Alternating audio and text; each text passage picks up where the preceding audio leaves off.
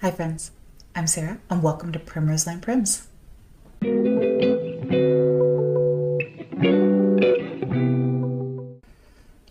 If you're returning to my channel, welcome back, and if you're new, I'm really glad you found me. I hope you'll stick around for a while by hitting that subscribe button over there.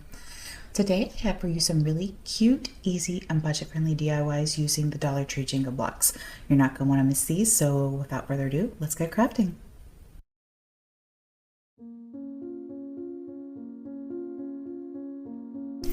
For this project, you're going to need one box of the tumbling tower blocks or the Jenga blocks from the Dollar Tree. You can find these back in the toy section.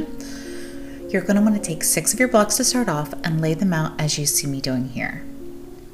Now this will be the base of our planter box. We're going to glue these together, and you'll want to use wood glue. Now this is wood glue from the Dollar Tree. I think it works great. And hot glue, or if you don't want to use wood glue, some other type of glue, but as hot glue itself will hold it. If you want it to be a more permanent, more secure hold, guaranteed not to come apart, I would highly suggest using a wood glue or an E6000 or something in combination. For the purposes of this video though, I am just going to be using hot glue because it is faster and I don't have to wait for my wood glue to cure.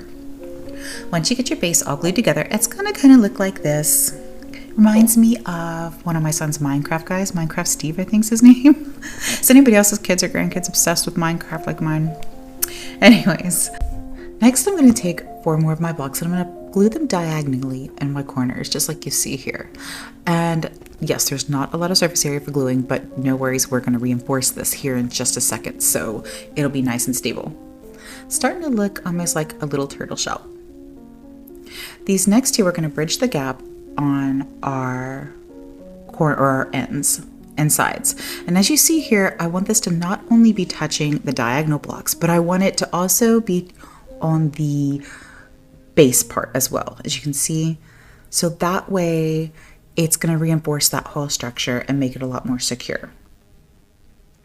We're going to do that on both ends and then add ones on the sides to bridge the gap here. Now the ones on the sides will just be touching the diagonal pieces.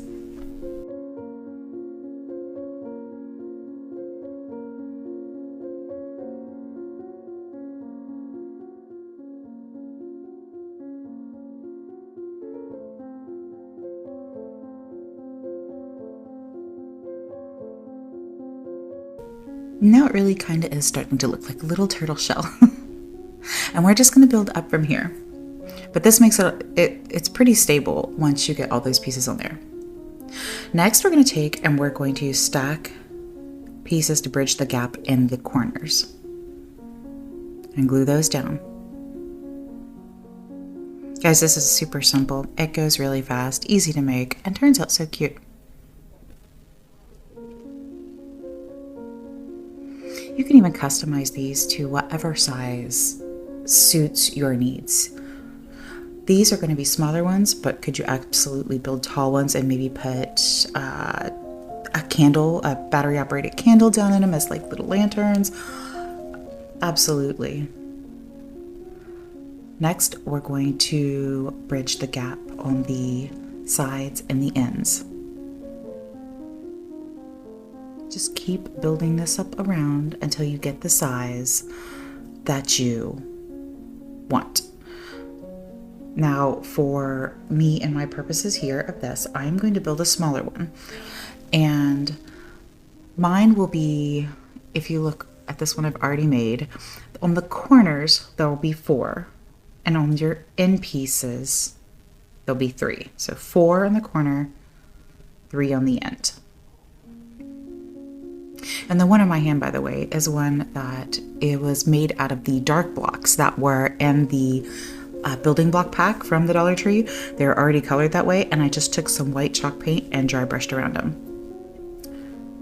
So once you have your planter to the size you want, glued and set, now you can decide what you want. Leave it plain, or on this one, I'm going to give it a coat of white paint, Waverly white chalk paint. I want this to look springy and kind of rustic, so we're going to give it a quick coat of the Waverly white chalk paint from Walmart.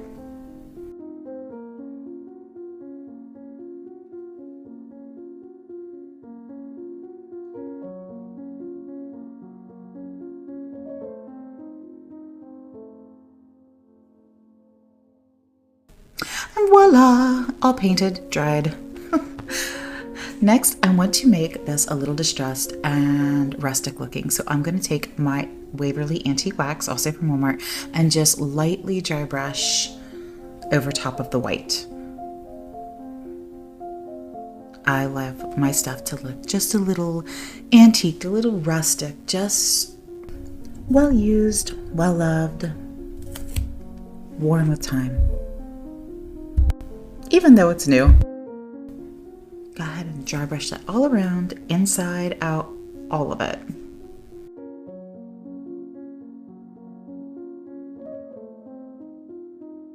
And here's what it looks like.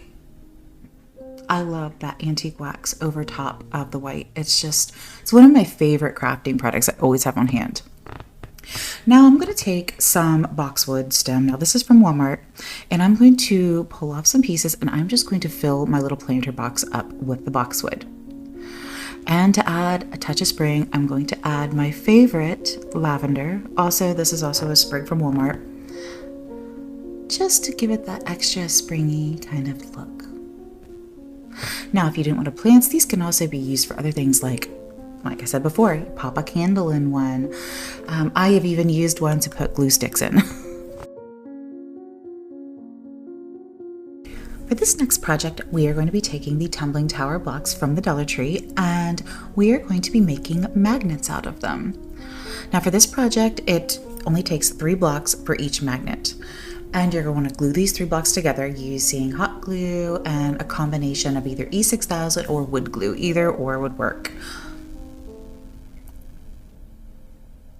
Sometimes it just depends on which kind of glue I have on hand as to what I use. Squeeze them together really good, wipe off any excess glue.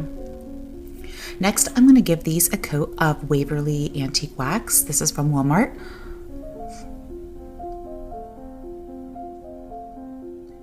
Magnets are always one of those things. As a mom of 4 kids, I always seem to have something that needs put on the refrigerator, whether it's an art drawing or a paper or a reminder list. Now, while that is drying, we're going to pull out our Dollar Tree calendar. Now, this is actually last year's calendar that I saved them so I can use them. And I'm going to use the preview pictures on the back. Pick out the ones you like, or all of them, depending on how many magnets you want to make, and cut out those little squares.